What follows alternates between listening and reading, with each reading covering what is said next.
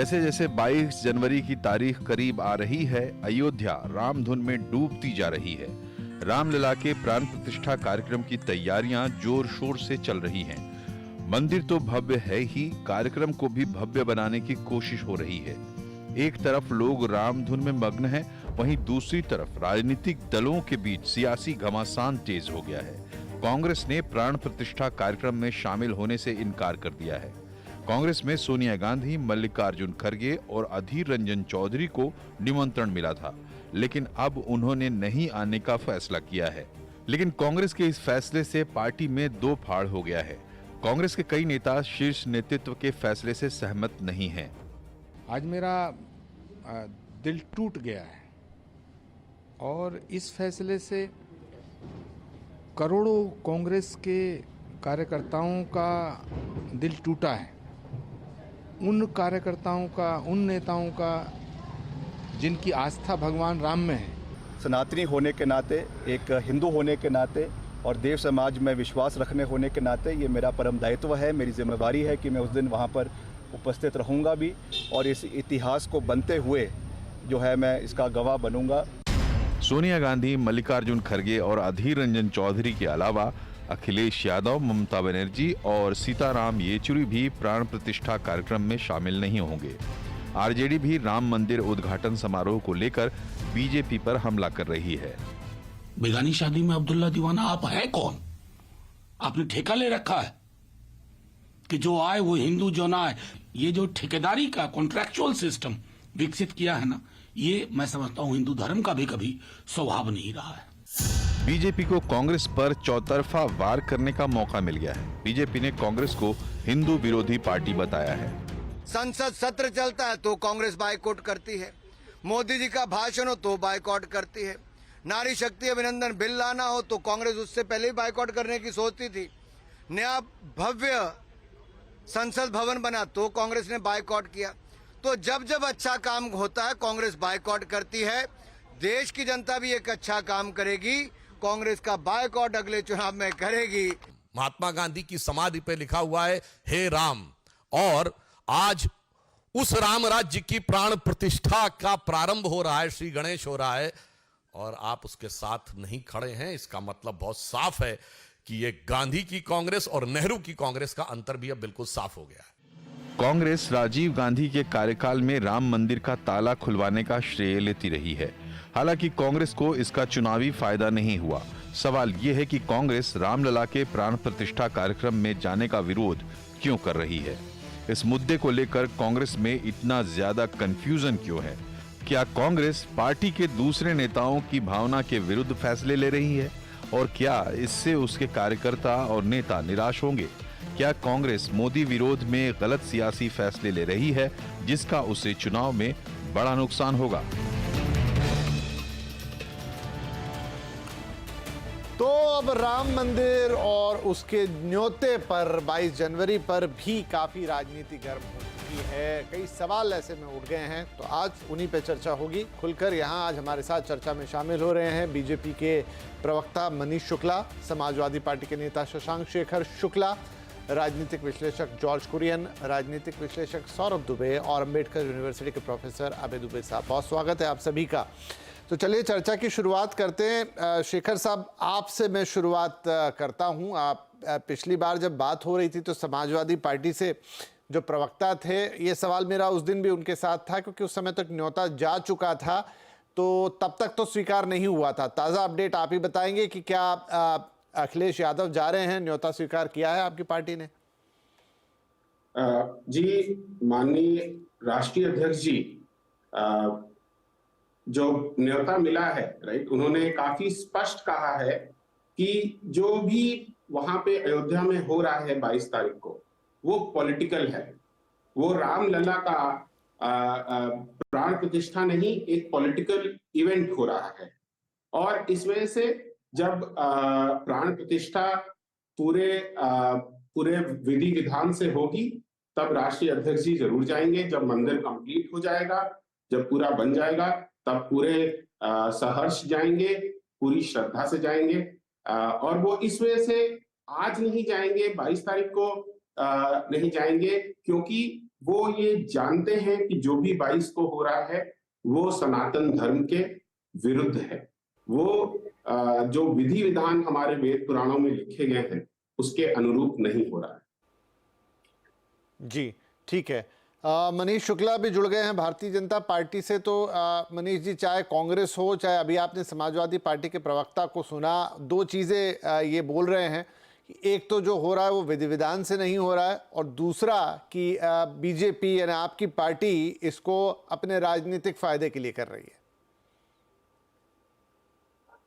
देखिए, समाजवादी पार्टी, कांग्रेस और पूरे घमंडिया जो गठबंधन है उसमें शामिल दलों का अगर आप ट्रैक रिकॉर्ड देखेंगे तो आप इनसे यही अपेक्षा कर सकते हैं। कांग्रेस जिसने 1950 से लगातार 2019 तक ये प्रयास किया कि वहां मंदिर न बने, जब प्रभु राम स्वयं प्रकट हुए उस ढांचे में तो नेहरू जी ने आदेश दिया कि उस मूर्ति को हटा दिया जाए। 1976 में खुदाई में जब मंदिर के अवशेष मिलने लगे तो खुदाई रुकवा दिया।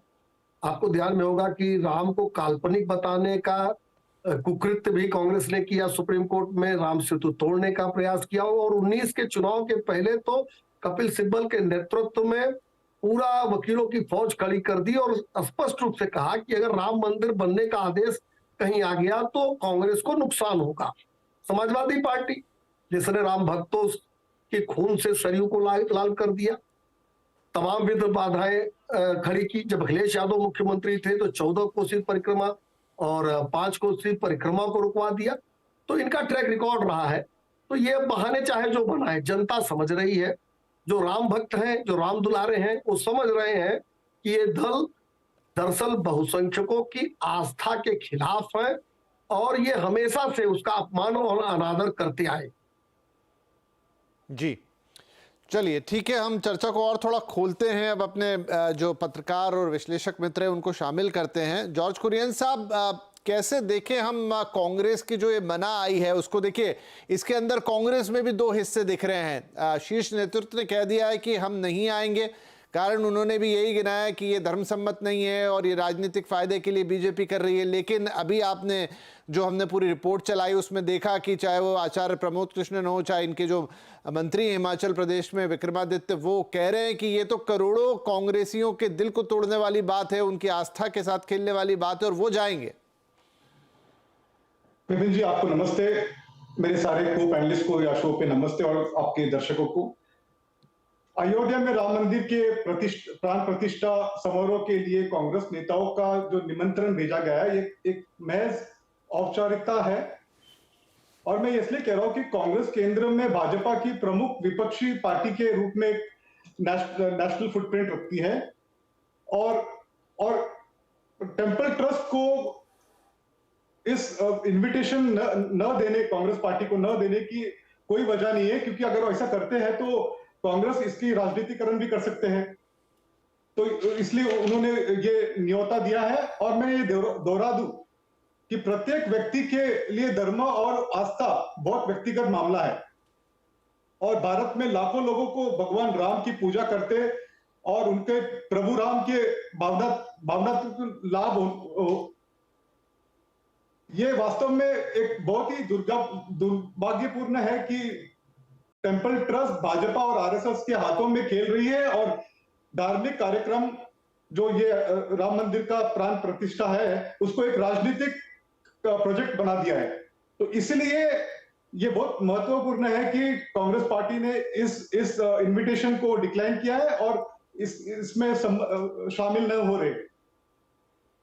जी नहीं, पर मेरा सवाल ये था कि क्या कांग्रेस के अंदर अब इसको लेकर जो दो फाड़ सी नजर आ रही है विद इन द पार्टी, अब दो अलग अलग धड़े से बनते दिख रहे हैं, एक जो उसको सपोर्ट कर रहा है, एक जो नहीं कर रहा है, उससे क्या कांग्रेस का इंपैक्ट होगा? चलिए सवाल में लेके जाता हूं सौरभ दुबे के पास। सौरभ, ये कांग्रेस की राजनीतिक मजबूरी है, कोई इसमें राजनीतिक समीकरण वो ढूंढ रही है जहां उसको लग रहा है कि अगर वो जाती है तो ये प्लस माइनस है और नहीं जाती है तो ये प्लस माइनस है, और उनको जब हिसाब लगाते हैं तो समझ में आता है कि जो मौजूदा राजनीतिक स्थिति है 2024 के चुनाव को देखते हुए उसमें ना जाना उनके लिए ज्यादा फायदे की बात है। देखिए वो हनुमान चालीसा में लिखा है ना, होत ना आज्ञा बिनु पैसारे, बिना हनुमान जी की कृपा के जो है वो कुछ होता नहीं है। और एक लाइन और लिखी है, भूत पिचास निकट नहीं आवे। मतलब हनुमान जी जो है जितने अवांछनीय तत्व हैं उनको दूर रखते हैं। मतलब ये अजीब सी बात है कि आपको राम मंदिर का निमंत्रण भेजा जा रहा है और आप उसको जो है निमंत्रण को अस्वीकार कर रहे हैं। भाई देखिए, आप जब बिना राजनीति जब मंदिर में जा नहीं रहे तब राजनीति आप ऐसी कर रहे हैं। मेरा मानना यह है कि आप मंदिर जाकर के इससे कहीं अच्छी जो है राजनीति कर सकते थे। जिस प्रकार से आप बाहर से खड़े होकर के बात करते हैं कि भारतीय जनता पार्टी का मुद्दा, राम मंदिर सिर्फ भारतीय जनता पार्टी का नहीं हो सकता, एकाधिकार उसमें आरएसएस का नहीं हो सकता, वीएचपी का नहीं हो सकता, तो आप अपनी बात को सही साबित करिए ना। फिर आपने निमंत्रण स्वीकार क्यों नहीं किया? भाई आप तो यही बात कह रहे हैं ना कि उनका ही एक अधिकार है। अगर कोई ट्रस्ट जो है निमंत्रण भेजता है तो आप उसको अस्वीकार करके तो अपनी ही बातों को सत्य साबित करने का प्रयास कर रहे हैं कि भैया अधिकार तो उन्हीं का है इसलिए हम नहीं जा रहे हैं। आप एक बात समझिए, देखिए भगवान श्री राम का जो मंदिर का निर्माण हो रहा है, अब उसमें कुछ लोग कह रहे हैं शंकराचार्य जी को नहीं बुलाया गया, शंकराचार्य जी की कुछ बातें अलग तरह की हैं। देखिए जब भगवान राम ने लंका पर चढ़ाई की थी तो वो सेतु जो बनना था उसके पहले ही जो है वहां पर भगवान शंकर की पूजा कर दी थी रेत में, और रेत में ही मूर्ति उनकी स्थापित कर दिया था शिवलिंग को। आज वो कितना बड़ा स्वरूप उसका मंदिर का दिखाई देता है। तो ये कहना गलत है कि मंदिर जो है वो सिर्फ जो है जब बन रहा हो, उसका निर्माण हो रहा हो, तो निर्माण होने के पश्चात ही वहां पर मूर्ति का विराजमान हो सकता है या उसकी प्राण प्रतिष्ठा हो सकती है। उसके पहले भी प्राण प्रतिष्ठा कई मंदिरों में होती है और कहीं वेद शास्त्र में ऐसा नहीं लिखा है कि संपूर्ण मंदिर बनने के बाद मूर्ति की प्राण प्रतिष्ठा की जाए। एक बात। दूसरी बात, जिस प्रकार से स्वामी प्रसाद मौर्य समाजवादी पार्टी के अंदर अनावश्यक रूप से बयानबाजी कर रहे हैं, उसको तो रोकने में समाजवादी पार्टी नाकाम है। और कांग्रेस के अंदर जो कई नेता सनातन विरोधी रहे हैं और भगवान राम के बारे में उलूल जुलूल बयान लगातार अभी भी दे रहे हैं, ऐसा नहीं है कि पार्टी उनसे किनारा कर ली है। तो अगर पार्टी जो है, अगर कांग्रेस पार्टी 2024 के लोकसभा इलेक्शन की बात कर रही है कि भारतीय जनता पार्टी चुनावी मद्देनजर जो है वो राम मंदिर की बात कर रही है, तो भाई आप भी तो 2024 का चुनाव तो आपको भी लड़ना है। तो आपकी जो प्रतिक्रिया है, क्या वो ऐसा तो नहीं कि जनता उसको नकार दे? भाई आपको देखो, हिंदुत्व वोट तो लेना ही लेना है ना, या हिंदुओं का वोट नकार देना है आपको? आप जैसे भी बोलिए, लेकिन भगवान राम के जो अनुयायी हैं, आज जितने भी लोग हैं, साधु संत समाज, पूरा विश्व जो है, भारत ही नहीं पूरा विश्व, उसमें राम मंदिर की गूंज तो 22 तारीख को होगी। 22 तारीख को तो उसकी गूंज होगी, आप ही उससे अछूत रह जाएंगे। तो ये कैसी राजनीति है, ये समझ के परे है। ठीक है। शशांक शेखर यहाँ पर शुरू से जब से आपने बोलना शुरू किया उनका हाथ ऊपर था। शेखर साहब, आप कुछ कहना चाह रहे हैं? जी जी विपिन जी, मैं 2-3 बातें जो दुबे जी ने बोली मैं उससे बिल्कुल अग्री नहीं करता हूं। सबसे पहली बात, जो उन्होंने भूत पिशाच की बात की, क्या ये जो चारों शंकराचार्य हैं, जिनको चारों दिशाओं का हिंदू धर्म में जो इनको अनुयायी बनाया गया है, वो उनको भूत पिशाच बुला रहे हैं? क्योंकि उन्होंने आने से सीधे उन्होंने कहा कि हमारे कार्यक्रम पहले से ही हैं, वो किसी अन्य कार्यक्रम में उनको जाना है। उन्होंने निमंत्रण को अस्वीकार नहीं किया। नहीं, आपको करेक्ट कर दूं मैं, उन्होंने निमंत्रण को अस्वीकार नहीं किया है, ये बात समझ लीजिए। जो आपने बोला वेद पुराणों में नहीं लिखा है, आपने रिसर्च नहीं की है। अगर जो आप जाके देखें वेदों में, तो रिसर्च की है, की पूरी प्रक्रिया लिखी हुई है और उस प्रक्रिया में लिखा है कि अधूरे स्थान पे प्राण प्रतिष्ठा नहीं हो सकती। जाके एक बार चेक करके आइए। जब चेक ना हो तो अनर्गल बात स्थान पे बोली है ना, स्थान क्या होता है? मैं आपको कारण बता रहा हूँ। पौष का महीना चल रहा है, पौष के महीने में कोई भी पावन कार्य नहीं होता। यही काम रामनवमी के दिन हो सकता था, 17 अप्रैल को। इतनी क्या जल्दी मची? ठीक है, शायद मनीष जी जवाब देना चाह रहे हैं। एक मिनट, शायद मनीष जी जवाब देना चाह रहे हैं। संहिता लगी होगी, है ना? ये बड़ा जिसकी वजह बड़ी से दिलचस्प बात है। हिंदू धर्म को मानता है। शेखर साहब, हाँ, शायद आपके सवाल का ही जवाब देना चाह रहे हैं। एक मिनट रुकेगा, हाँ, सुन लेते हैं। बड़ी दिलचस्प बात है कि समाजवादी पार्टी वेदों और पुराणों को वर्णित कर रही है। भैया ये थोड़ी बहुत बातें आप स्वामी प्रसाद मौर्य और अखिलेश यादव को भी शशांक जी रोज सुबह बता दिए। स्वामी प्रसाद मौर्य की बात ऐसे डिबेट नहीं होती, ऐसे डिबेट नहीं। शशांक जी, आपने जो सवाल खड़ा किया वो मेरी बात आ जाने दीजिए, फिर आप बोलिएगा तो पूरी जनता भी सुन लेगी। देखिए, इतने दिन नहीं खराब हुए हिंदुस्तान के लोगों के कि समाजवादी पार्टी जो शुरू से रामद्रोही रही है, राम भक्तों की हत्यारी रही है, और एक बात नहीं 90 से लेके अगर आज तक उठाकर देखेंगे तो मैं सैकड़ों एग्जाम्पल गिना सकता हूं जिसमें बहुसंख्यकों की आस्था के साथ खिलवाड़ करना, सनातन धर्म पर हमला करना, इनका ट्रैक रिकॉर्ड रहा है। तो मैं फिर से कहूंगा शशांक जी, जितनी बात आप टीवी चैनल पर बैठकर डिबेट में कह रहे हैं, थोड़ी बात अखिलेश यादव जी को भी सुबह उठने के बाद बता दिया कीजिए कि वो जान ले वेदों में क्या है, पुराणों में क्या है, प्रभु राम की महिमा क्या है, प्रभु राम किस तरह से यहाँ के लोगों में रचे बसे हैं, तो ज्यादा अच्छा होता। देखिए, मैं एक बात कहना चाहता हूँ, इस कांग्रेस, समाजवादी पार्टी, वो स्टालिन वाली पार्टी, ये लोग अभी रामनवमी की बात कर रहे हैं। आज से 40 साल बाद अगर प्राण प्रतिष्ठा होती तो भी कोई न कोई तर्क लेके खड़े हो जाते। दरअसल 1528 में जो सोच मुगलों और बाबर की थी, उसी सोच से प्रेरित कांग्रेस, वामपंथी और बाद में ये समाजवादी पार्टी के लोग भी रहे हैं। इनकी एक एक क्रियाकलापों को देखिए। स्वामी प्रसाद मौर्य भी कल कह रहे थे कारसेवकों की हत्या हुई थी, ये ठीक था। ये वो पार्टी है जो आतंकवादियों को छोड़ने की पैरवी करने वाली पार्टी है। कारसेवकों की हत्या को ये खुलेआम आज भी चाय ठहराने की हिम्मत कर रहे हैं, हिमाकत कर रहे हैं, मैं तो कहूंगा। ठीक है, मैं समाजवादी पार्टी के उन चीजों पर भी आता हूं, लेकिन उससे पहले अभय दुबे जी के पास जा रहा हूं। अभय दुबे जी, जो कांग्रेस की बात हम कर रहे थे, क्योंकि वहां पर सीधे तौर पर अब मना आ गया है कि वो नहीं आएंगे, पार्टी में दो फाड़ जैसी भी दिख रही है, वो भी एक बात है। लेकिन जो पॉलिटिकल फॉल आउट वाली बात थी, उसी को आगे बढ़ाते हुए आपसे पूछना चाहता हूं कि क्या कांग्रेस इसमें, क्योंकि देखिए है पूरा सियासी मंच, इसमें एक चीज देख रही है कि उत्तर में उसके लिए उतने मौके नहीं बन रहे, चाहे वो कुछ भी कर ले, लेकिन दक्षिण में अभी वो जिस तरीके से स्थापित है, तो शायद यहां ना जाकर अपने उस चीज को वो ज्यादा मजबूत करेगी, अपने उस दावे को ज्यादा मजबूत करेगी 2024 के चुनाव के लिहाज से, अगर मैं देखूं, और ये फैसला कहीं उसी रास्ते से होके आ रहा है। देखिए, कांग्रेस की आला कमान ने जो फैसला किया है, ये एक अजीब सी बात है कि कांग्रेस में उससे नीचे के स्तर के लोग उस फैसले में बहुत से मानने को तैयार नहीं है।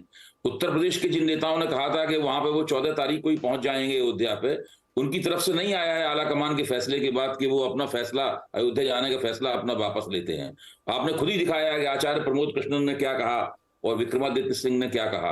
तो अगर कांग्रेस आला कमान ने ये फैसला जरा जल्दी कर लिया होता और लंबे अरसे तक अपनी दुविधा ना दिखाई होती, तो शायद कांग्रेस में इस सवाल के ऊपर तरह तरह की आवाजें नहीं होती। और इस तरह तरह की आवाजें होने से क्या होता है कि कांग्रेस आला कमान का फैसला जो है वो उसका प्रभाव कम हो जाता है, और कांग्रेस अगर उससे कुछ किसी किस्म का कोई वैचारिक संदेश देना चाहती थी तो वो संदेश फिर मजबूती से लोगों तक पहुंचता नहीं है। इसलिए कांग्रेस ने दुविधा दिखाई, और उस दुविधा की वजह से मुझे लगता यह है कि उसको राजनीतिक नुकसान हुआ है। राजनीति उसूल से चलती है, राजनीति व्यवहारिकता से भी चलती है। उसूल और व्यवहारिकता के और रणनीति के, कार्यनीति के एक समीकरण से राजनीति चलती है, और हर कुशल पार्टी इस समीकरण को बनाती है, बार बार बनाती है लचीले तरीके से। मुझे लगता है कि इसमें कांग्रेस ने दुविधा दिखाई, उससे उसको नुकसान हुआ है, और वो जो करना चाहती थी वो नहीं कर पाई। जी, तो कुरियन साहब, यही सवाल लेके आपके पास आता हूं कि जो भी सोचा कांग्रेस ने, चाहे उसने दक्षिण की तरफ देखा, चाहे जो भी देखा, लेकिन इस दुविधा का अब उसको खामियाजा होगा, क्योंकि फायदा हो ना हो नुकसान होता हुआ ज्यादा दिख रहा है। अभय दुबे साहब भी बस उसी लाइन पे बात कर रहे हैं। देखिए, ये बिल्कुल स्पष्ट है कि ये राम मंदिर का जो प्राण प्रतिष्ठा है अयोध्या में, जो उसका समारोह है, वो बिल्कुल भी राजनीतिक हो चुका है, क्योंकि प्रधानमंत्री खुद वहां से एड्रेस करने वाले पूरे नेशन को। उत्तर प्रदेश के जो चीफ मिनिस्टर है, योगी आदित्यनाथ जी हो या मोहन भागवत जी हो, ये सारे लोग अयोध्या से लोगों को वहां से एड्रेस करने वाले, तो ये इसीलिए ये बिल्कुल अनकॉन्स्टिट्यूशनल है। रिलीजियस इवेंट बिल्कुल भी नहीं माना जाएगा, इसको पॉलिटिकल हो गया। 2024 का चुनाव आगे है, तो इसको सबको देखते हुए इसकी राजनीतिकरण हो रही है। कांग्रेस पार्टी इससे दूर रहना चाहती है, इसलिए कांग्रेस पार्टी ने इसको डिक्लाइन कर दिया, ये मेरा मानना है। अभय साहब, आप कुछ कहना चाह रहे हैं? देखिए, कुरियन साहब जो बात कह रहे हैं कि राजनीतिक इवेंट है, ये उनकी बात बिल्कुल सही है, मैं उससे सहमत हूं। ये कोई आध्यात्मिक कार्यक्रम नहीं है। राम मंदिर का मसला कोई आध्यात्मिक ऊंचाइयां प्राप्त करने का मसला नहीं है। ये कोई धर्म विधियों के मुताबिक किया जाने वाला कार्यक्रम नहीं है। इसके पीछे कोई, ये तो एक पॉलिटिकल प्रोजेक्ट है, पिछले 100 साल से चल रहा है। राम मंदिर के रूप में ये अपने एक उत्कर्ष पर पहुंचता हुआ दिखाई पड़ रहा है। उसके पीछे संघ परिवार का एक बहुत पुराना उद्यम है। लेकिन ये बात तो कांग्रेस को बिल्कुल शुरू में ही पता होनी चाहिए थी ये पता करने के लिए कि ये एक राजनीतिक प्रोजेक्ट है, उसने इतना समय क्यों लगाया? जिस क्षण उसे निमंत्रण प्राप्त हुआ था उसी क्षण कांग्रेस को ये पता होना चाहिए था, और पता था कि ये एक राजनीतिक प्रोजेक्ट है। वहां पर कांग्रेस को, जैसा कि एक शंकराचार्य जी ने कहा है कि कांग्रेस को वहां, कांग्रेसी नेताओं वहां केवल तालियां बजाने के लिए बुलाया गया है। एक शंकराचार्य ने कहा कि हमारा काम वहां बैठ के तालियां बजाना है। तो ये चीज तो कांग्रेस को, समाजवादी पार्टी को, सारे विपक्ष को, जो गैर भाजपा दल है, उनको पहले से पता थी, हर बात पता ही। उसके लिए किताब पढ़ने की जरूरत थोड़ी ना है, या बाद में इल्हाम हुआ। उसी वक्त, उसी क्षण उसूली तौर पर उसको ठुकरा देना चाहिए था। और हर राजनीतिक फैसले में कुछ फायदा होता है, कुछ नुकसान होता है, और जब आप उसूल के मुताबिक फैसला करते हैं तो उस फैसले, उससे नुकसान को झेलने की तैयार होना चाहिए, और राजनीतिक कुशलता से आप उस नुकसान को न्यूनतम कर सकते हैं। तो इतनी देर जो लगाई है, उसको देर लगाने में, देखिए, सभी राजनीतिक दल इस दुविधा में फंसे रहे। जो भारतीय जनता पार्टी ने को निमंत्रण दिए, वो एक ट्रैप था, वो एक फंदा था। वो इस फंदे से फटाफट द्रुत गति से निकलने में नाकाम रहे। मैं सिर्फ ये कहना चाहता हूं। ठीक है, यहां पर शायद आप ही की बात का जवाब देना चाहते हैं मनीष जी, आप हाथ उठा रहे थे। हाँ, कांग्रेस की सबसे बड़ी दुविधा ये है कि कुछ पत्रकार भी उनको लगातार दुविधा में डालते हैं। ये खुद कह रहे हैं, अभय जी कह रहे हैं कि ये राजनीतिक फैसला है, और राजनीतिक राम मंदिर का पूरा विषय राजनीतिक है। यद्यपि माननीय न्यायालय के आदेश पे वहां ट्रस्ट का निर्माण हुआ है, और ट्रस्ट के ही देखरेख में निर्माण हुआ है। ट्रस्ट ही वहां सारे कार्यों का संचालन कर रहा है, ट्रस्ट ही निमंत्रण दे रहा है, और ट्रस्ट ने ही कांग्रेस की अध्यक्ष और कांग्रेस के सोनिया गांधी और निरंजन चौधरी को भी निमंत्रण दिया था। देखिए, मैं दूसरी बात कहना चाहता हूं जी। दरअसल ये घमंडिया दल में आपस में सुरफेटुअल इस बात की हो रही है कि तुष्टीकरण का सबसे बड़ा चैंपियन कौन बनेगा। बंगाल में कांग्रेस और ममता बनर्जी में लड़ाई है, उत्तर प्रदेश में सपा और कांग्रेस में लड़ाई चल रही है, तमाम जगहों पे इनके अंदर ये लड़ाई चल रही है कि तुष्टीकरण का चैंपियन कौन साबित होगा। तो वही साबित होगा जो सबसे ज्यादा सनातन धर्म के खिलाफ बोलेगा, सनातन की आस्था पर जो चोट पैदा करेगा। तो ये कांग्रेस की ये जो जिन्होंने ये निमंत्रण को अस्वीकार किया है, उसी सोच का परिणाम है। और 1950 से कांग्रेस लगातार इसी तरह से एक्ट कर रही है राम मंदिर के विषय पर। मैं कल परसों 2 दिन अयोध्या था। जिनको लगता है ये कार्यक्रम राजनीतिक है, 1-2 दिन के लिए अयोध्या जाएं, वहां कड़कड़ हर व्यक्ति किस तरीके से उत्साहित है, आह्लादित है। अगर उसको देख लेगा तो उसको समझ में आ जाएगा कि आज उत्तर प्रदेश देश ही नहीं, पूरे विश्व में फैले राम भक्त आह्लादित हैं। उसी दिन उनको ध्यान में आ जाएगा ये राजनीतिक विषय है कि आध्यात्मिक विषय है कि सांस्कृतिक विषय है कि संस्कृति का विषय है, ये उनको ध्यान में आ जाएगा। ये भूल कांग्रेस भी कर रही है, और ये भूल तमाम पत्रकार भी कर रहे हैं जो इसको राजनीतिक बता रहे हैं जी। अब क्योंकि लगातार शशांक जी कुछ कहना चाह रहे थे, तो चलिए, आप लोगों की सीधी बातचीत चल रही, तो मैं बहुत ज्यादा बीच में प्रश्नों को नहीं लगा रहा हूं, लेकिन हाँ शशांक जी, करिए, क्या कहना चाह रहे हैं। विपिन जी, एक तो सबसे बड़ी बात, जो भाजपा के प्रवक्ता हैं और जो भी लोग बोलते हैं वो तथ्यों पे नहीं बोलते। अभय दुबे जी ने बोला कि ट्रस्ट भेज रही है, राष्ट्रीय अध्यक्ष जी को, माननीय अखिलेश यादव जी को निमंत्रण विश्व हिंदू परिषद की तरफ से आया।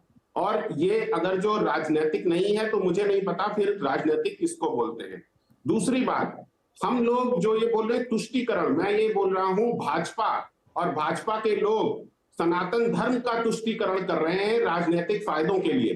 क्योंकि जो सवाल मैंने उठाए थे, हम लोग सनातन धर्म का सम्मान कर रहे हैं, और जब रामलला बुलाएंगे तो राष्ट्रीय अध्यक्ष जरूर जाएंगे जब सही तरीके से रामलला का सम्मान होगा। मैं आपसे जो सवाल पूछे थे उसका जवाब नहीं दिया।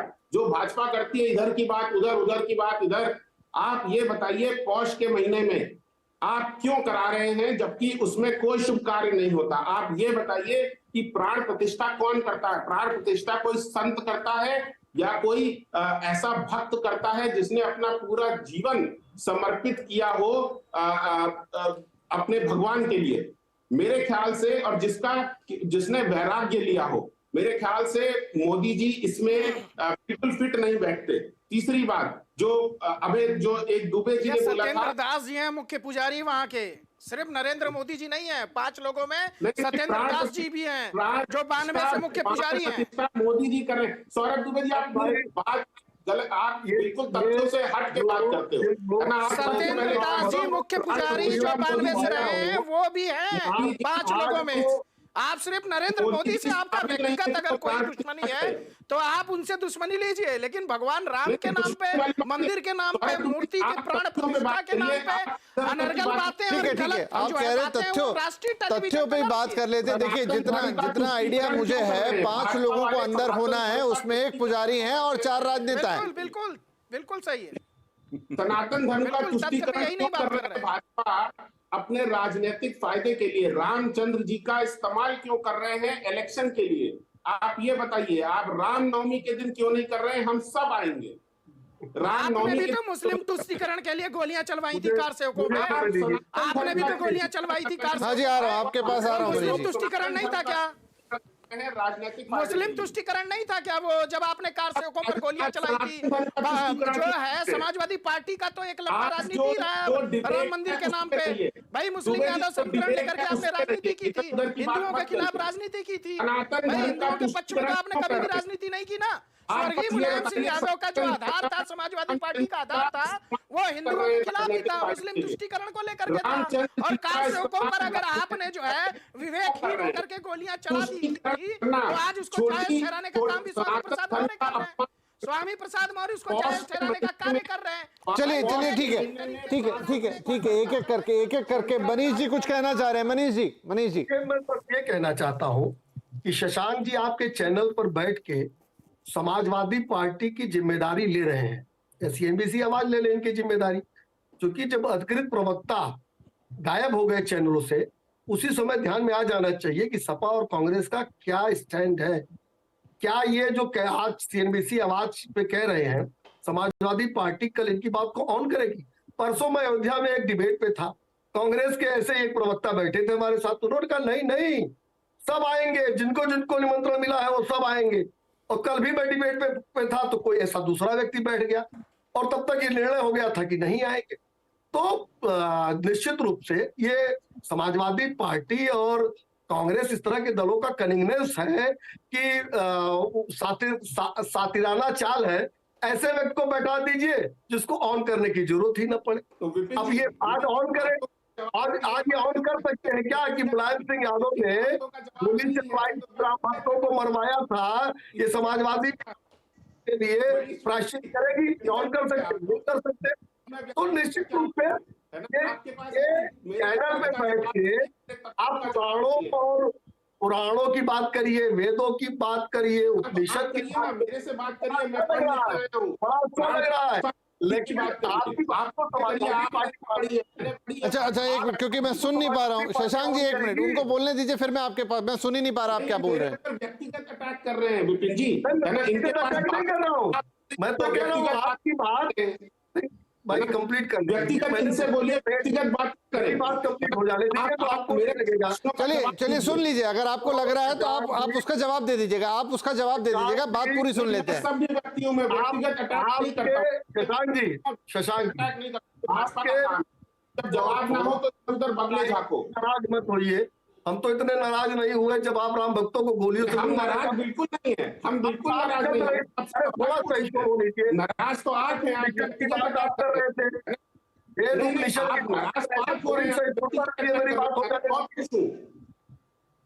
बात हो की बात आप कर रहे थे, पुराणों की बात कर रहे थे, आप इतने सहिष्णु हो जाइए, मेरी बात कंप्लीट हो जाने दीजिए। बिल्कुल आप करिए, जवाब दीजिएगा। मैंने तो ये कहा आपके प्रति निजी रूप से पूरा सम्मान रखते हुए कि आप वेद, पुराण, उपनिषद, शास्त्रार्थ सब बातें कर रहे हैं। आपकी बात को, इन बातों को अखिलेश यादव मानते हैं, स्वामी प्रसाद मौर्य मानते हैं। स्वामी प्रसाद राष्ट्रीय महासचिव उस पार्टी की जिस पार्टी की बात कर रहे हो। अभी कल उन्होंने कहा कि राम भक्तों की हत्या जायज थी। कल कहा है हो रही है टॉपिक क्या है?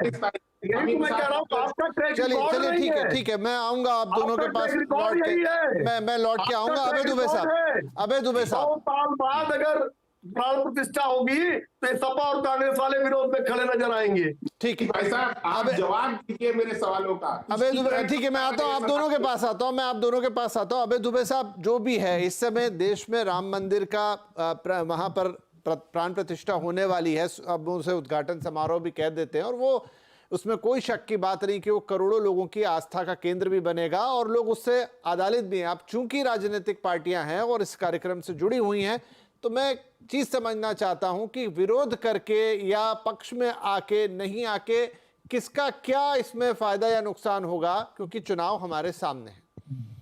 देखिए, राम मंदिर के पूरे आंदोलन को भारतीय जनता पार्टी ने राष्ट्रीय स्वयंसेवक संघ के साथ मिलकर चलाया है, इसलिए सारा श्रेय उसको मिलना बहुत ही स्वाभाविक है और वो राजनीति में उसका अधिकतम फायदा उठाने की कोशिश करेगी और वो कर रही है बहुत बड़े पैमाने पर। अयोध्या उत्सव एक अभूतपूर्व पैमाने पर हो रहा है। मेरे ख्याल से देश में इतना बड़ा कार्यक्रम इतने संसाधनों का इस्तेमाल करके, इतने व्यवस्थित तरीके से और दूरगामी और सब तरीके से सोचकर उस कार्यक्रम को किया जा रहा है। पूरे देश में जो एक राष्ट्रीय विमर्श है, ठीक लोकसभा चुनाव से पहले उसको आयोजित करके उस पूरे राष्ट्रीय विमर्श को जो पहले से चल रहा है काफी मजबूत किया जा रहा है, उसका लाभ भारतीय जनता पार्टी को जरूर मिलेगा। मेरा कहना यह है कि जो विपक्षी पार्टियां हैं उन्हें राम मंदिर का जनवरी में प्राण प्रतिष्ठा होगी, ये सब पहले से सब लोगों को मालूम है बात। तो विपक्षी पार्टियों को तो इस संबंध में अपनी योजना और अपनी नीति बहुत पहले ही तय कर लेनी चाहिए थी।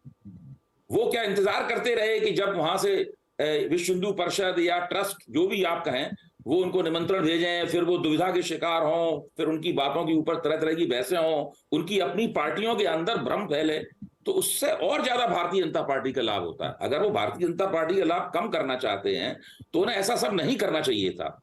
दूसरी बात, ये कार्यक्रम राजनीतिक है कि आध्यात्मिक है कि धार्मिक है, इसके बारे में बहुत ही मेरा स्पष्ट मत है।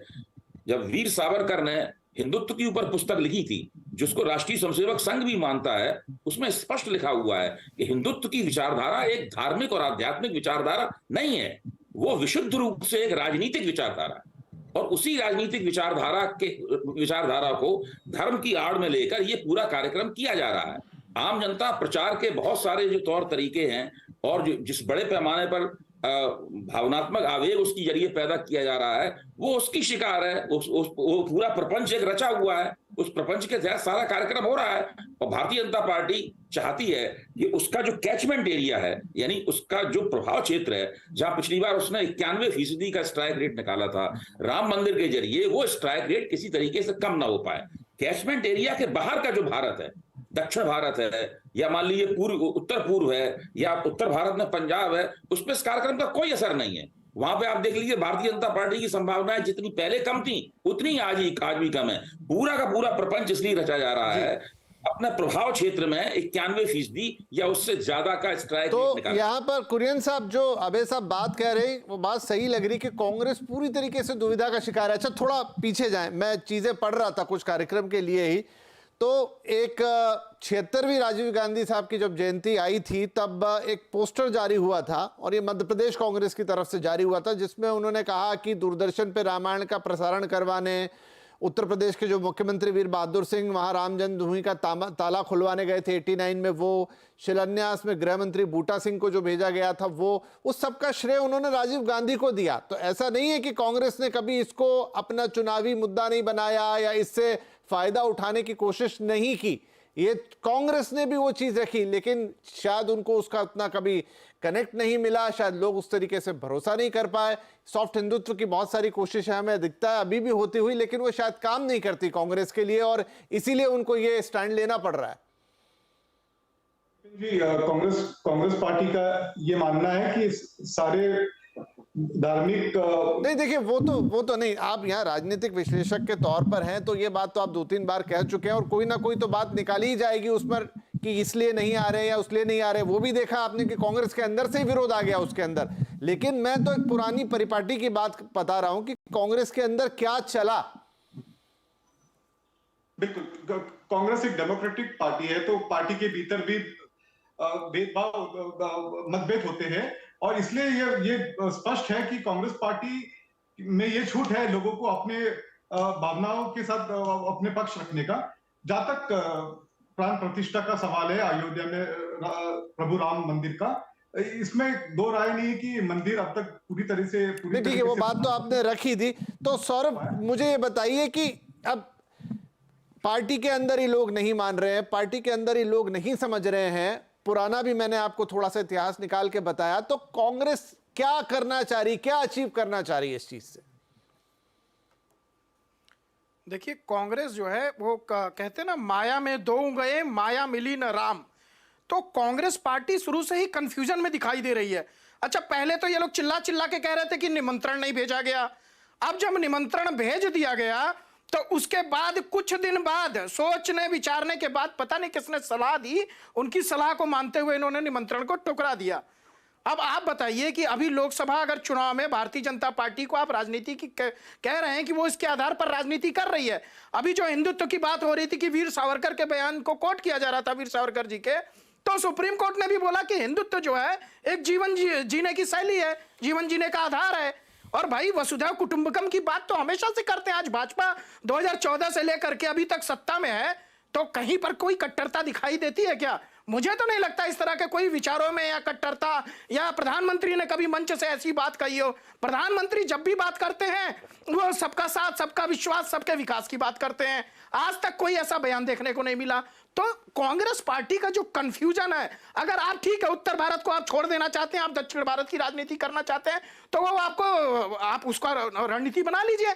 क्योंकि अभी जब चुनाव होते हैं तो राहुल गांधी जी को जनेऊ पहनते हुए हम सब ने देखा है, प्रियंका गांधी जी को मंदिर मंदिर दर्शन करते हुए सबने देखा है, ममता बनर्जी को अपना गोत्र बताते हुए सबने देखा है।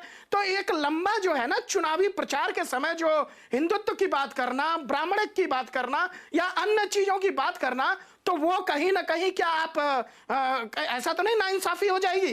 भाई आज राम मंदिर बन गया, उसका आपको निमंत्रण गया, तो आप अगर उनको नहीं भी बताते तो 22 तारीख को मैं अगर उनका सलाहकार होता तो मैं बोलता 22 तारीख को राहुल गांधी, प्रियंका गांधी, आप पहुंच जाइए अयोध्या। अगर आपको रोका जाए तो आप उस पर राजनीति करिए, और आपको सहस्त्र स्वीकार करके वहां पर बैठ करके पूजा में आप विधिवत बैठेंगे तो कहीं ना कहीं आप जो है 140 करोड़ लोगों की जो, देखिए जो बात है राम मंदिर की ना, जब आप चुनाव के अंदर जाएंगे तो एक मास लेवल पे आपका चुनाव हो रहा है।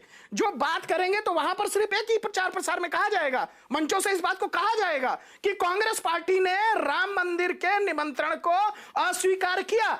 वहां पर आपके पास रैलियों में क्या जवाब होगा, वहां पर आप क्या जवाब देंगे? तो ये रणनीति जो है बनाने में कांग्रेस के नेता, और आज कल से लेकर के लंबा क्रम रहा है जिसमें कांग्रेस में विरोधाभास रहा है। अभी अभय दुबे जी वरिष्ठ पत्रकार हैं, वो भी आईना दिखा रहे हैं कांग्रेस को कहीं ना कहीं। तो वो समझाने का कई कांग्रेसी भी प्रयास कर रहे हैं, विक्रमादित्य भी प्रयास कर रहे हैं कि भैया राम तो आराध्य है, राजनीति अपनी जगह है। अगर भारतीय जनता पार्टी बात कर रही है अभी राम की, तो राम की बात हम भी कर लेते हैं, इसमें क्या दिक्कत है?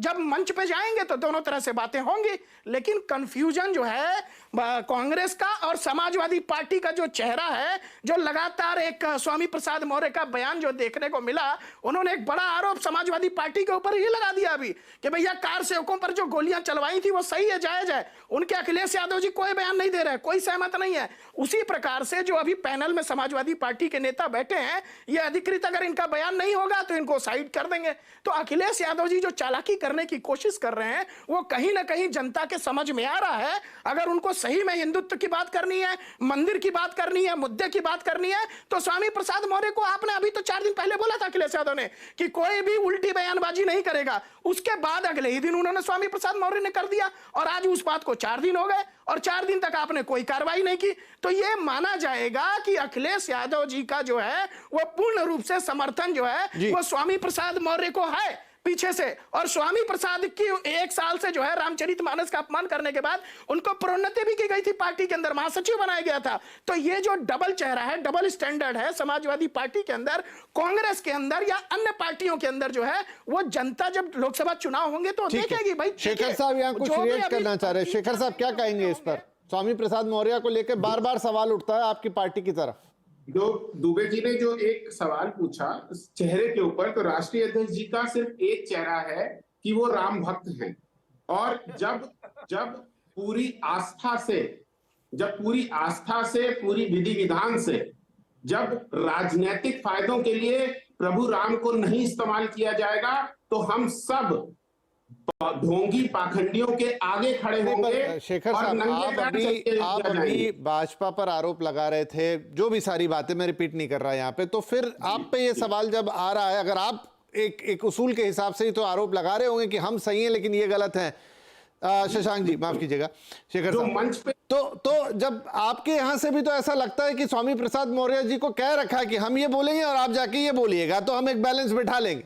विपिन जी राष्ट्रीय अध्यक्ष जी ने साफ तौर पे बोला है कि जो स्वामी प्रसाद जी की जो भी उनके बयान हैं वो उनके व्यक्तिगत बयान हैं।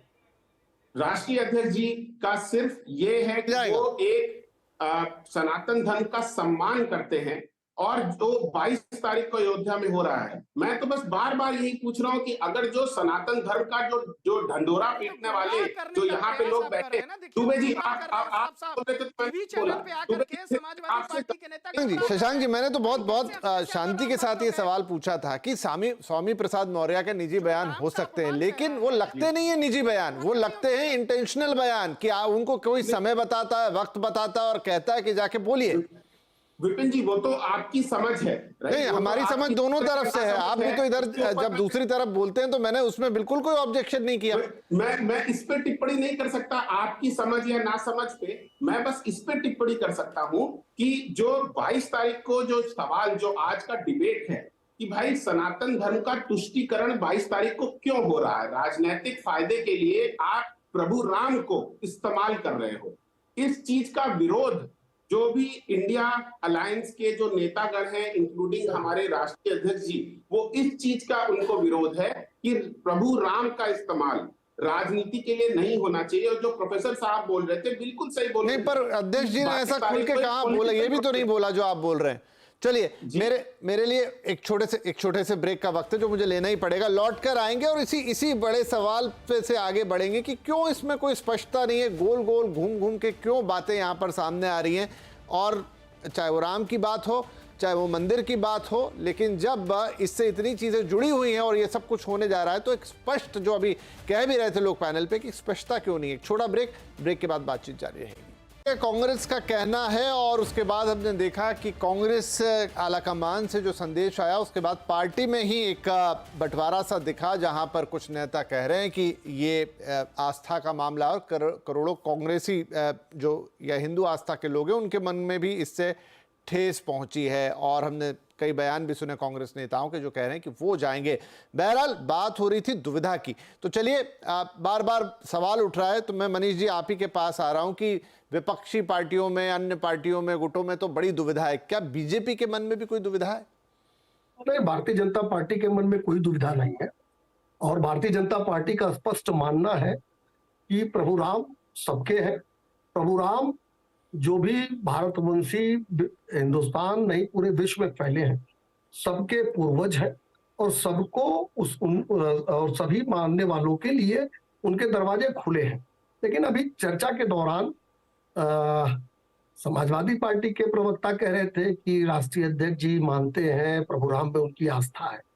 उनको ये पता होना चाहिए कि 22-23 दिसंबर 1949 की रात से लगातार वहां पूजा अर्चना हो रही है। समाजवादी पार्टी के गठन के बाद श्री मुलायम सिंह यादव, शिवपाल यादव, राम गोपाल यादव या अखिलेश यादव पूजा अर्चना करने कभी गए? चलिए आज वहां मंदिर बन रहा है जिससे इनके सीने पे सांप लौट रहा है, इसके पूर्व क्यों नहीं गए? तो देखिए, मैंने पहले ही कहा अगर 100 साल बाद प्राण प्रतिष्ठा का कार्यक्रम आयोजित किया जाए तो भी जो विचारधारा है, ये जो जिस विचारधारा को मानती है समाजवादी पार्टी, कांग्रेस, ये दरअसल बाबरी और मुगलिया सोच के लोग हैं, ये 100 साल बाद भी नहीं जाएंगे। और बड़ा आश्चर्यजनक एक विषय है कि स्वामी प्रसाद मौर्य समाजवादी पार्टी के राष्ट्रीय महासचिव हैं और उनकी बात को शशांक शेखर शुक्ला जी काट रहे हैं, कह रहे हैं उनका व्यक्तिगत विचार है। अब हम शशांक शेखर शुक्ला जी की बात को अधिकृत माने कि हम स्वामी प्रसाद मौर्य जी की बात को अधिकृत माने? स्वामी प्रसाद मौर्य की बात को काट केवल राष्ट्रीय अध्यक्ष सकते हैं, लेकिन अब वो कैसे काटेंगे? वही जो लिखते हैं सुबह लिखकर अखिलेश यादव जो भेजते हैं स्वामी प्रसाद मौर्य जी के पास, वही दिन भर वो बोलते हैं। ये तो विचारधारा है। अब राष्ट्रीय महासचिव की बात को शशांक जी अगर काट सकते हो, समाजवादी पार्टी में व्यवस्था हो, राजनीतिक कार्यकर्ता होने के नाते मुझे तो नहीं पता ऐसा होता होगा। जी विपिन जी, हाँ जी मैं इस बात का हाँ जी बोलिए। मुझे नहीं पता था कि मनीष शुक्ला जी ने कैमरे लगा रखे हैं कि राष्ट्रीय अध्यक्ष जी क्या करते हैं और कौन सी चिट किसको पास करते हैं, उनकी डायरेक्ट खबर शुक्ला जी को आती है। आप राष्ट्रीय महासचिव की बात को काट सकते हैं। मैं आपको एक बात बताता हूँ मनीष जी, कि ये बात कि ये उनके व्यक्तिगत विचार है, ये राष्ट्रीय अध्यक्ष जी ने खुद अपनी मतलब कई मंचों से बोली है कि उनके व्यक्तिगत विचार है। और जहां तक विपिन जी जो आपने बोला था कि जाने ना जाने की दुविधा, कोई दुविधा नहीं है। इतने सालों से ये मामला न्यायालय में विचाराधीन था, अब जब मंदिर बन रहा है बिल्कुल यादव जी ने जाएंगे, हम बिल्कुल जाएंगे, विधि विधान से पूजा करेंगे। जब ये राजनीतिक नाटक खत्म हो जाएगा, जब ये राजनीतिक नाटक खत्म हो जाएगा, जब आस्था की बात आएगी, जब रामलला के चरणों में सर झुकाने की बात आएगी, जिसमें राजनीति नहीं जुड़ी होगी, हम जाएंगे, राष्ट्रीय अध्यक्ष जी जाएंगे, डिम्पल यादव जी जाएंगी, शिवपाल जी जाएंगे, सब लोग जाएंगे और रामलला का आशीर्वाद लेंगे। और उसका प्रमाण आपको देने की जरूरत मैं चलिए क्विकली मनीष जी बोल दीजिए, फिर मैं अपने बाकी मेहमानों के पास जाता हूं, कि कमेंट सबसे लूंगा जी। मुझे लगता है कि तमाम वरिष्ठ पत्रकार इस पैनल में हैं और राजनीतिक कार्यकर्ता के रूप में मुझे जहां तक अनुभव है कि राष्ट्रीय अध्यक्ष ही राष्ट्रीय महासचिव की बात को डिनाई कर सकता है, या प्रवक्ता अधिकृत हो डिनाई कर सकता है। और मैंने कहा ना, ये जिस दिन से अधिकृत लोगों को भेजना इन लोगों ने बंद कर दिया, उसी से स्पष्ट हो गया कि इनकी सोच क्या है। और वो भी समाजवादी पार्टी की ट्रैक रिकॉर्ड को देखने के बाद कौन सोच सकता है कि राम के प्रति, प्रभु राम के प्रति उनकी आस्था है कि नहीं है, प्रभु राम का मंदिर बने उनके मन में क्या भाव रहा है, ये सभी जानते हैं। अरे जब अखिलेश यादव मुख्यमंत्री थे उस दौरान 5 कोसी परिक्रमा, 14 कोसी परिक्रमा रोक दी गई।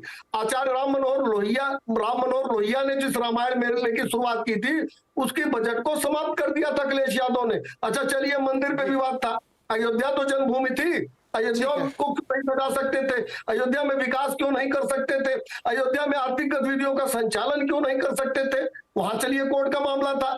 देखिए इन लोग का ट्रैक रिकॉर्ड ही रहा है, ये मुगलिया और बाबरी सोच के लोग हैं। अब शशांक जी चाहे जितना आवरण है। जी ठीक है। अब मैं, क्योंकि मेरे पास समय बिल्कुल कम रह गया, अबे दुबे जी देखिए, अब यहां पर है कि बीजेपी ऐसा लग रहा है कि चीजों में फिर भी अपने स्पष्ट है, लेकिन बाकी लोगों में दुविधा बहुत ज्यादा है। आप प्रश्न हमेशा सब जगह से उठाए जा सकते हैं, सब पे उठाए जा सकते हैं, लेकिन मौजूदा स्थिति तो यही लग रही है। देखिए, राजनीति में कोई भी मुद्दा हो, उसमें जो पार्टी पहलकदमी लेती है, बाजी उस पार्टी के हाथ में रहती है। भारतीय जनता पार्टी राम मंदिर के मसले में सारी पहलकदमी हमेशा भारतीय जनता पार्टी के पास आमतौर पर रही है।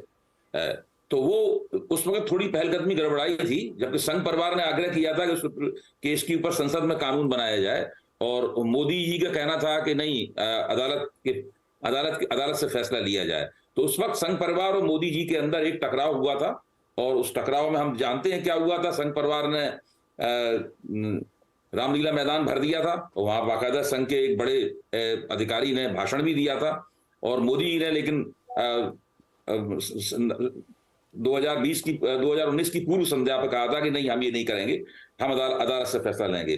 तो वो जो दुविधा थी उस वक्त भारतीय जनता पार्टी की, उस दुविधा को अगर अपवाद के रूप में लिया जाए तो आमतौर पर भारतीय जनता पार्टी इस मसले पर दुविधा में नहीं रही है। इसलिए इसका जो लाभ है वो भारतीय जनता पार्टी के खाते में जाएगा, और विपक्ष भी अगर अपनी दुविधा को जल्दी त्याग देता तो वो कुछ भाजपा को इस मामले में टक्कर दे सकता था। ठीक है, कुरियन साहब क्या कहेंगे आप कह रहे हैं लगातार कार्यक्रम के ऊपर, लेकिन मैं आपकी थोड़ी अलग मत जानना चाहता हूं कि कांग्रेस ने बाहर तो जो कंफ्यूजन फैलाया, लेकिन उसकी चीजों से या उसके काम से या उसके फैसले से पार्टी के अंदर भी कंफ्यूजन फैल गया। ऐसा है कि मैं बिल्कुल स्पष्ट कर दूं कि सनातन धर्म के प्रति चारों शंकराचार्यों का योगदान को नकारा नहीं जा सकता। और नहीं, वो ठीक है, वो देखिए, वो तो सवाल हमने पूछ ही लिए, लेकिन यहाँ कुरियन साहब कांग्रेस का सवाल, कांग्रेस के अंदर ही नेता अलग अलग बात कर रहे हैं ना। जहां तक कांग्रेस पार्टी का आला कमान का सवाल है, ऐसा कोई भी अधिकृत सर्कुलर कांग्रेस पार्टी की आला कमान की तरफ से नहीं हुआ है कि इंडिविजुअल कैपेसिटी में हर नेता कांग्रेस का अपने आस्था के प्रति रख के प्रभु राम के प्राण प्रतिष्ठा में अयोध्या में शामिल हो सकता है। कांग्रेस पार्टी की तरफ से ऐसा कोई भी एक सर्कुलर जारी नहीं होगा कि आप नहीं जाना है। पर अभी तो हमने बयान सुने नेताओं के दुख जता रहे थे। खैर सौरभ जी देखिए, कांग्रेस पार्टी जो है ना, वो पूर्ण रूप से जो है वो दक्षिण भारत की तरफ जा चुकी है। प्रियंका गांधी स्वयं जिस चुनाव के समय जो है उत्तर प्रदेश छोड़ दिया अजय राय जी के भरोसे, लेकिन इसका सबसे बड़ा जो डेंट होगा, जो नुकसान होगा, वो समाजवादी पार्टी को होगा। अभी जो कह रहे थे समाजवादी पार्टी के नेता कि अखिलेश यादव जी राम भक्त हैं, वो अखिलेश यादव उनके बयान से, मौर्य जी के बयान से सहमत नहीं है। जो दिन भर सांड के ऊपर ट्वीट करते हैं, अन्य चीजों पर ट्वीट करते हैं, क्या वो एक ट्वीट भी नहीं कर सकते थे कि स्वामी प्रसाद मौर्य को मैं कड़ी प्रतिक्रिया करते हुए उनको जो है चेतावनी देता हूं कि आगे से नहीं करना। कभी उनका नाम लेकर के उनको चेतावनी नहीं दी है। तो सबसे ज्यादा नुकसान समाजवादी पार्टी को इस चुनाव में, चुनाव के मद्देनजर लोकसभा के होगा। और जहां तक बात कही गई है, देखिए भारतीय जनता पार्टी और संघ के बीच हमेशा सामंजस्य रहा है। राम मंदिर पर जब डिसीजन आना था, तब बड़े बड़े संघ के नेता और भारतीय जनता पार्टी की एक बैठक हुई थी, जिसके अंदर मुस्लिम समाज के भी बड़े बड़े लोगों को बुलाया गया था ताकि वो सामंजस्य बैठा रहे। और आज जिस प्रकार से समाजवादी पार्टी का जो है वो एक चेहरा उजागर हो रहा है, अभी राम भक्त कह रहे हैं, लेकिन राम भक्त राम के अपमान को कैसे बर्दाश्त करेगा अपनी पार्टी के अंदर? वो भी महासचिव है भाई, आपसे ज्यादा बयान तो उनका माना जाएगा। पार्टी के महासचिव, आप तो नेता है। महासचिव कह रहा है कि भैया कार सेवकों पे गोली चलाना सही था।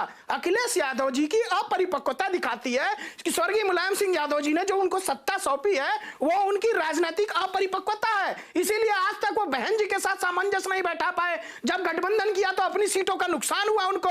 10 सीटें बहन जी की आती हैं, 5 सीटों पे आप सिमट जाते हैं। और अभी आने वाले समय में इंडी गठबंधन में पहले ही कह रहे हैं कि बहन जी को दूर रखो, मायावती जी को दूर रखो, हम नहीं कर सकते। तो ये उनकी अपरिपक्वता अखिलेश यादव जी की साफ साफ जाहिर है। और इस अपरिपक्वता के कारण जो समाजवादी पार्टी का बड़ा कैडर है, उनके नेता हैं, उनको बहुत डेंट पहुंचेगा, नुकसान पहुंचेगा और लोकसभा के अंदर कहीं ना कहीं उनको घाटा होता हुआ दिखेगा। ठीक है, तो ये देखिए, अब क्योंकि पूरी राजनीति इसके इर्द गिर्द घूम रही है, कांग्रेस ने कुछ कहा, समाज, अब मेरा समय बिल्कुल समाप्त हो गया है शशांक साहब, अब क्योंकि बात, बोलिए चलिए बोलिए। विपिन जी, जो एक बात बोली कि जनता में 2024 में ये समझ रही है कि ये जो 22 तारीख का ये जो आडंबर है, इसका धर्म से और आस्था से कुछ लेना देना नहीं है। गलत बयानबाजी, आडंबर नहीं है ये। चलिए ठीक है, राजनीतिक पार्टी से हैं। एक मिनट, आप करोड़ों लोगों की आस्थाओं को जो है ठेस पहुंचा रहे हैं। आडंबर कैसे कहा आपने? आडंबर कैसे कहा आपने? करोड़ों लोगों की भावना सुप्रीम कोर्ट ने अधिकार दिया ना, आपने दिया है क्या? देखिए एक मिनट रुकिए। अभी अरे सौरभ जी, अभी तो आप कह रहे थे कि उनके नेता वो बयान दे रहे हैं, तो ये तो अगर कह रहे हैं तो ये भी जनता सुन रही है। अगर कह रहे हैं तो ये भी जनता सुन ही रही है ना। आडंबर कहा तो सुनने, कहने दीजिए ना। नहीं, ये इनका राजनीतिक बयान है। अब स्वामी प्रसाद मौर्य भी बोल रहे थे, वो अपनी पार्टी से बोल रहे थे, उन्होंने अपनी पार्टी की लाइन क्लियर कर दी।